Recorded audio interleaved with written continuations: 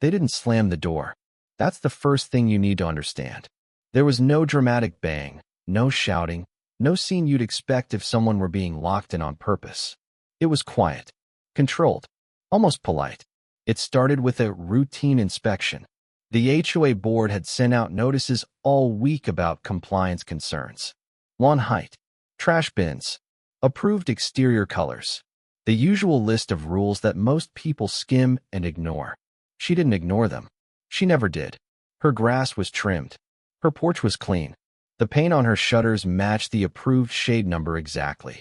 She kept to herself and followed the rules because she believed that was how you avoided trouble. Still, trouble came. 2 board members showed up just after sunset. Not during regular business hours.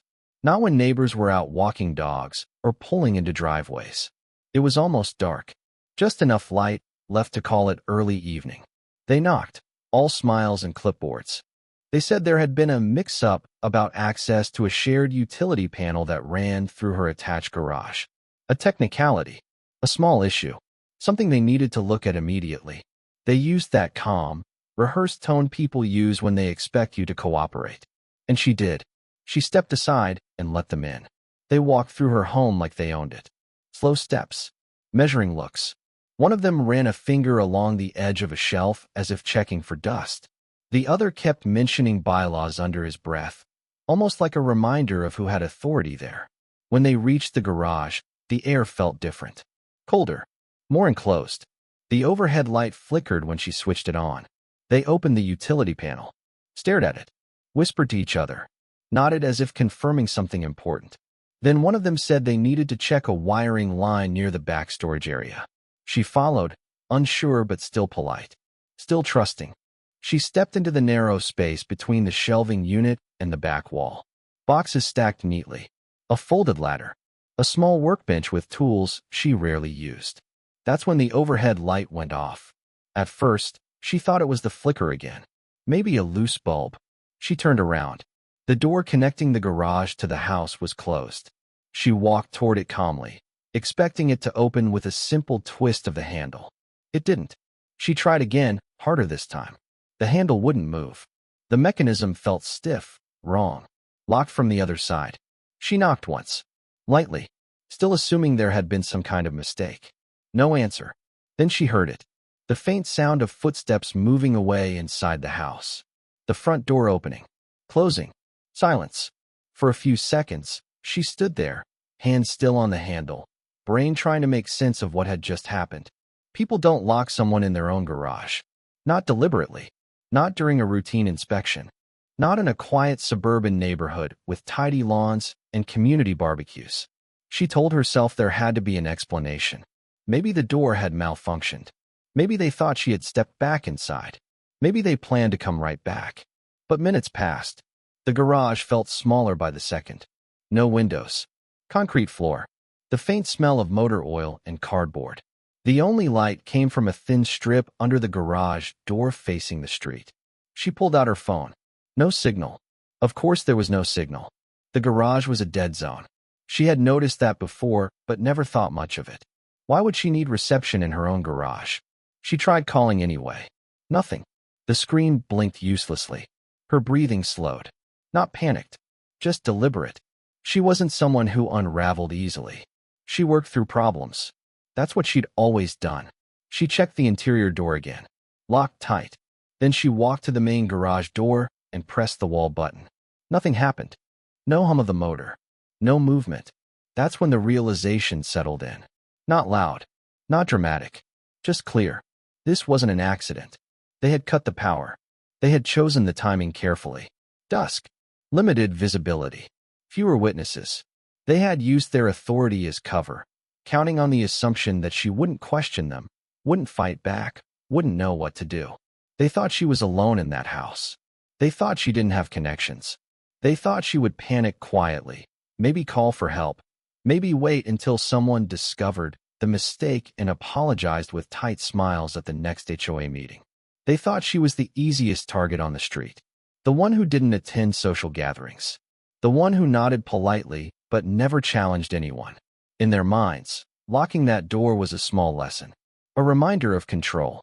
Inside the dark garage, She stood still and listened to the silence they had left her with. The HOA didn't act on impulse. That's what makes it worse.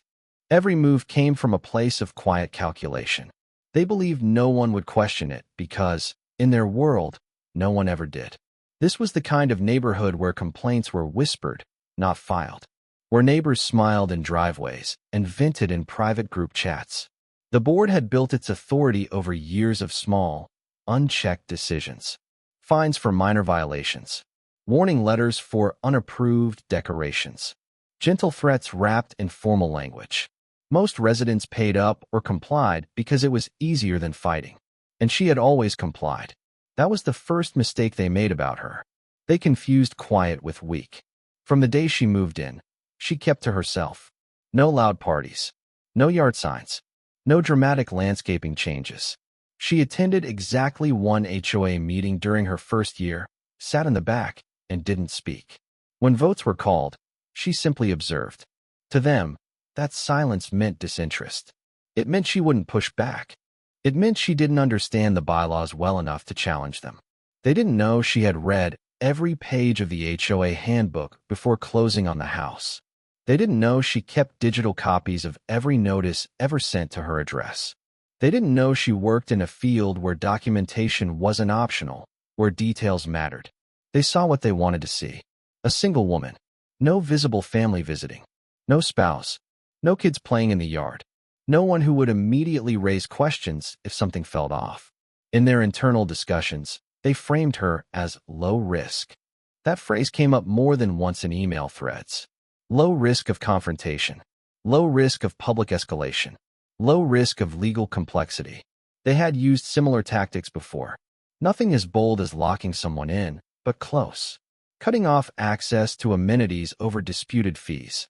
Towing cars from driveways under questionable rule interpretations. Sending violation notices late on Fridays so residents couldn't respond until Monday. Every time, the pattern held. People grumbled, then gave in. They relied on exhaustion. Most homeowners didn't have time to fight a board that quoted bylaws like scripture. They didn't want to spend evenings drafting responses or researching state property statutes. They had jobs, families, routines. The board counted on that imbalance. They also counted on social pressure. In a neighborhood like this, reputation carried weight. If someone challenged the HOA too loudly, they risked being labeled difficult. And once that label stuck, every future disagreement became suspect. She didn't attend block parties. She didn't join the holiday decorating contests. That distance made it easier to isolate her in their minds. If something went wrong, they could frame it as a misunderstanding with that quiet neighbor at the end of the row. They assumed the rest of the community would accept whatever explanation they offered. There was another layer to their confidence. Control over infrastructure. The shared utility panel gave them technical leverage. They understood the layout of the wiring, the breakers, the garage door systems. They had keys and override access codes. To them, flipping a switch wasn't dramatic. It was procedural, and they believed procedure protected them. If questioned, they could say it was a maintenance issue, a temporary shutdown, a necessary inspection. They could produce meeting minutes that referenced vague, electrical concerns. They could bury the action in paperwork dense enough to discourage further inquiry. They thought the complexity of it all would shield them. More than anything, they believed in hierarchy. The HOA board saw itself as the top layer of neighborhood governance. They were the decision makers, the interpreters of rules, the gatekeepers of what was acceptable. Residents were expected to follow. When someone like her kept her head down, paid dues on time, and avoided confrontation, she reinforced their sense of control. She fit neatly into the role they had assigned her. They never stopped to consider that silence can be strategic. They never imagined she might be observing them the way they observed others. In their version of the story, locking that door wasn't cruelty. It was leverage. A message delivered quietly. A reminder that they had access and authority. They believed that if she complained, they could outlast her, outtalk her, outpaper her. They believed no one would question it because no one ever had before. They believed the neighborhood trusted them more than it would trust a single homeowner with no visible allies. They believed they understood the balance of power completely. And so, when they walked away from that house, confident in their silence. They felt certain the narrative would stay in their hands. What they didn't know about her was simple. She had been underestimated before. Long before she ever moved into that neat row of townhouses with identical mailboxes and carefully regulated flower beds, she had learned what it felt like to be the quiet person in the room. The one people talked around instead of to. The one they assumed wouldn't push back. In college, professors misread her silence as confusion. At work, colleagues mistook her calm for passivity. More than once, someone tried to take credit for her work because she didn't fight for attention. They always learned the same lesson eventually. She didn't react loudly. She responded precisely. What the HOA board didn't know was that her career revolved around compliance and regulation. She worked in risk assessment for a regional utility company.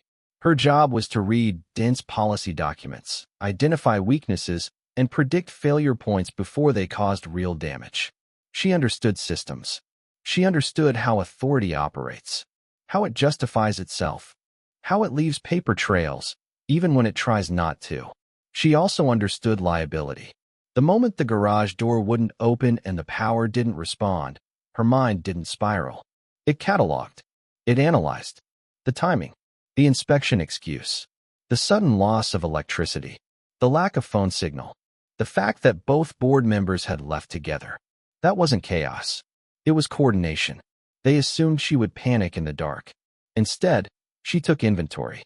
There was a backup battery pack in one of the storage bins. She kept it charged for storm season. She found it by touch, steady hands moving across shelves she had organized herself. Within seconds, her phone screen lit up again. Still no signal inside the garage. But she didn't need signal yet. She opened her Notes app and began documenting everything while it was fresh. Time of knock. Names of board members present. Exact wording of their explanation. The sequence of events leading to the door locking. The moment the power cut out. She recorded a short video, panning slowly across the garage, capturing the dead light switch, the unresponsive door control, the locked interior handle. Not for drama. For record. What they didn't know was that she had installed a small indoor security camera in her living room months ago. Not because she feared her neighbors, but because she traveled occasionally for work and preferred to monitor her home remotely. The camera stored footage to the cloud. When the board members walked through her house, it captured everything. Their entrance, their movement toward the garage, the exact moment one of them reached toward the breaker panel near the hallway before stepping out of frame. She hadn't even thought about that camera until she stood in the dark. Then she remembered. They also didn't know she had a second phone in her car, an older model she used as a backup for work. It stayed powered off most of the time, tucked in the center console. The car was parked in the driveway, just beyond the closed garage door. Close enough. She opened the small emergency release kit she kept hanging near the garage door track. Another habit from years of thinking ahead. Within minutes, she had manually disengaged the door mechanism. It wasn't easy. The door was heavy, but she wasn't fragile. The metal rattled as it lifted inch by inch. Cool night air slipped underneath. Streetlights flickered on at the far end of the block.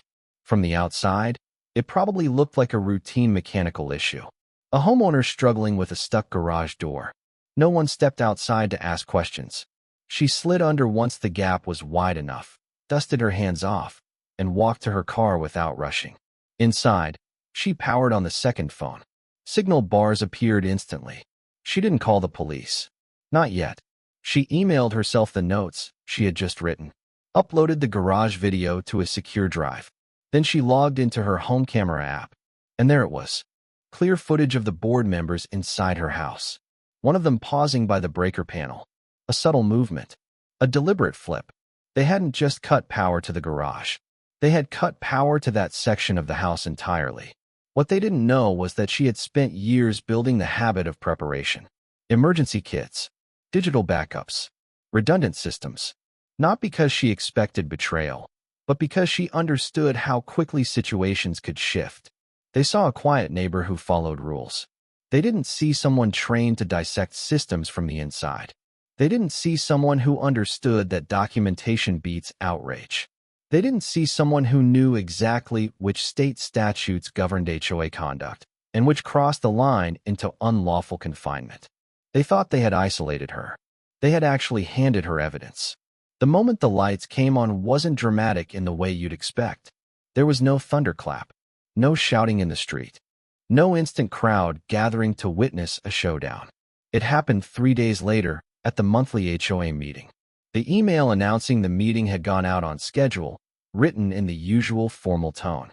Agenda items listed neatly. Budget updates, landscaping contracts, a brief mention of recent maintenance inspections. Nothing unusual. She arrived 5 minutes early. The community clubhouse smelled faintly of coffee and carpet cleaner. Folding chairs were arranged in careful rows. A long table stood at the front where the board members would sit, nameplates lined up like small shields.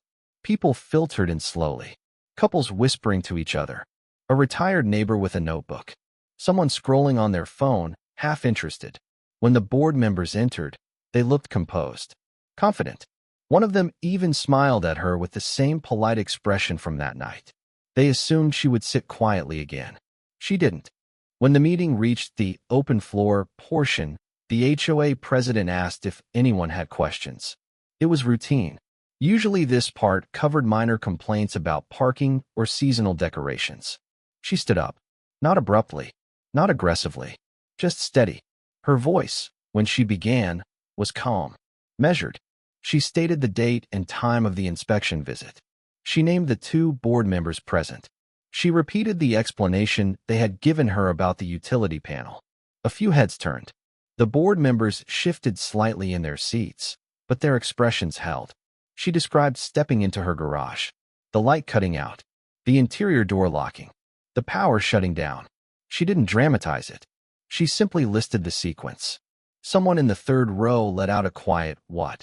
The president attempted to interrupt, suggesting there must have been a misunderstanding, a technical issue, a door malfunction. She nodded as if considering that possibility. Then she walked to the front of the room. In her hand was a small HDMI cable. The clubhouse had a mounted television used for budget slides. She asked, politely, if she could connect her laptop. The request was reasonable. The president hesitated just long enough for the room to notice. But refusing would have looked worse. The screen flickered as her laptop connected. The first image that appeared was a time-stamped still from her living room camera. Clear view of the 2 board members entering her home. A murmur moved through the chairs. She pressed play. The video showed them walking through the hallway, pausing near the breaker panel, one reaching out. A distinct click as a switch flipped. The garage light visible through the open doorway going dark. The room fell silent in a way that felt heavier than noise. The president leaned forward, squinting at the screen as if distance might distort reality. She paused the video at the exact frame where the breaker switch was mid-motion. Then she pulled up the second clip, the one from inside the garage. The unresponsive door control, the locked handle. Her voice calmly stating the time and that the power had been cut without her consent. Someone in the back row stood up. "They locked you in." She didn't answer emotionally. She answered factually. The interior door was locked from the house side. The power to the garage was manually cut. Both board members left the property. She let the words settle. Then she opened a document on the screen. Highlighted sections of state property law. Specific language about unlawful confinement.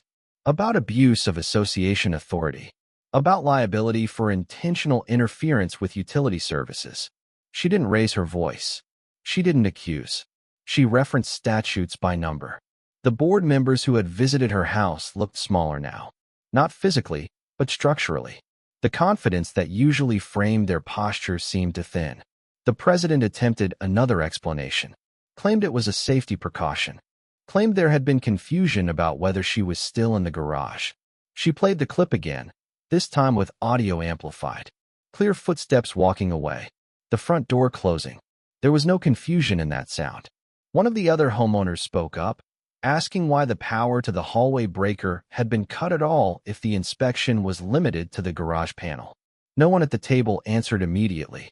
The fluorescent lights overhead hummed faintly, the same kind of light that had disappeared in her garage days earlier. But now, every bulb in the room was bright, every face visible, every movement watched. She stepped back from the screen and returned to her seat, leaving the paused image displayed. The breaker switch frozen halfway down, caught between on and off. In that moment, the balance shifted. Not because she shouted, not because she demanded, but because the evidence was undeniable and the narrative no longer belonged to the people at the front table. The fallout didn't wait for the next scheduled meeting. It started right there in the clubhouse, in the uneasy silence after the video stopped playing. People didn't shout at first. They whispered, turned toward each other, asked quiet questions that grew louder with each answer. The kind of questions that spread faster than anger because they carried disbelief inside them. Is that even legal? Can they do that? Have they done this to anyone else? The board members tried to regain control of the room. The president tapped the table lightly and called for order, reminding everyone of meeting decorum. The phrase sounded thin compared to the image still frozen on the screen behind them. One of the board members involved in the inspection cleared his throat and attempted a formal explanation. He described the power shutoff as a standard safety measure. He claimed the door lock must have engaged automatically. He emphasized that there was no intent to confine. Intent. That word hung in the air. She didn't argue with him. She didn't even look at him. Instead, she pulled up one more document on the screen. An email thread printed and scanned. Time-stamped messages between the same two board members from the afternoon before the inspection. She hadn't hacked anything. She hadn't needed to. The HOA had used a shared community email account for scheduling maintenance. Through a routine records request earlier that week, framed as a homeowner seeking clarification about inspection procedures, she had legally obtained copies of communications related to her property. In the thread, one of them wrote, "We'll need to make sure she understands access isn't optional." The other responded, "Agreed. Best to handle it when it's quiet." The room shifted again. Now it wasn't just about a locked door. It was about language, tone, strategy. A retired attorney who lived 2 streets over raised his hand and asked the board directly whether they had consulted legal counsel before conducting the inspection the way they did. The answer was vague, non-committal. Another homeowner mentioned that her garage light had flickered during an inspection months ago. At the time, she assumed it was coincidence. Now she wasn't so sure. The meeting, which usually wrapped up in under an hour, stretched well past its usual end time. People who had planned to leave early stayed seated. Phones came out, not for distraction but for recording. Someone suggested forming an independent review committee.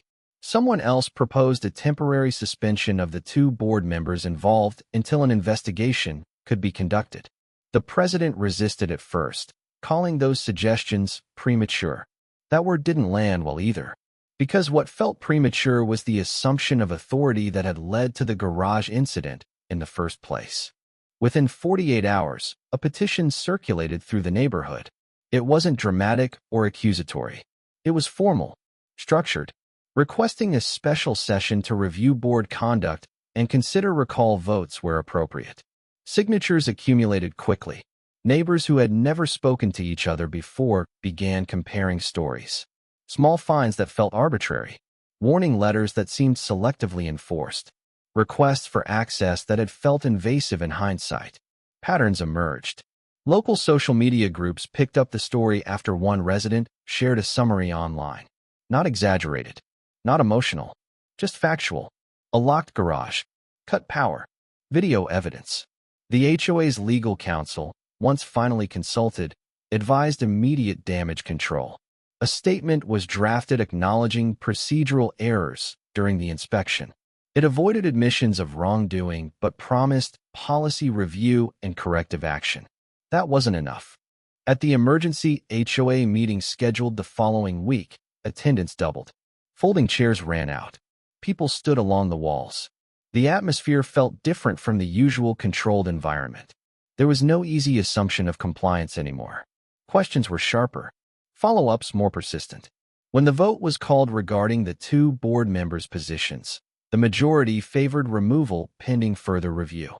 The president, seeing the numbers, shifted tone, spoke about transparency, about rebuilding trust, about moving forward together as a community.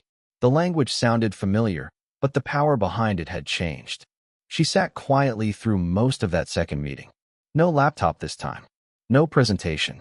She had already said what needed to be said. Neighbors approached her afterward, some apologizing for not noticing sooner, others thanking her for speaking up, a few admitting they had always felt uneasy but didn't know how to challenge the board without risking backlash. What had started as a locked door had exposed something larger than a single incident. It revealed how easily authority can overreach when it isn't questioned. It revealed how quickly confidence fractures when evidence replaces assumption. And it revealed that the person they believed would remain silent had understood the system far better than they ever imagined. The shift didn't happen overnight, at least not on paper. There were still bylaws, still monthly dues, still neatly trimmed hedges, and scheduled trash pickup days. The houses didn't change color. The streets didn't look any different. But the atmosphere did. Before the incident, the HOA meetings felt predictable. The board sat at the front. Residents listened. Questions were brief and carefully worded. Most votes passed without discussion. Afterward, chairs filled earlier. Agendas were read in advance. People arrived with printed copies of documents, sections highlighted. They asked follow-up questions. They requested clarification on wording that once would have slid by unnoticed.